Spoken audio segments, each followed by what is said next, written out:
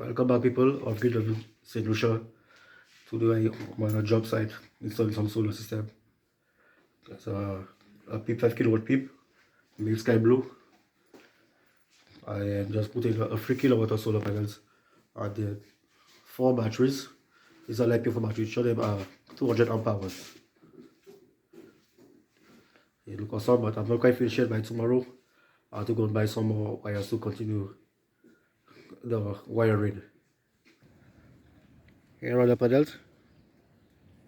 These are the panels we installed them already, and then you have conduit pipes running on this side of the rock. We have to run all the wires to go to the charge controller. These are the guys, some of the guys who help me during the day.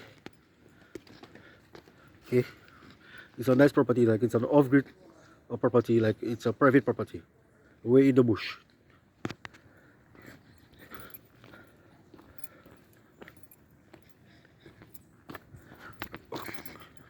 That's the house.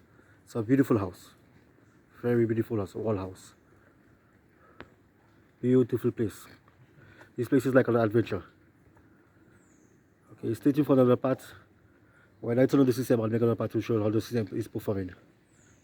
Goodbye.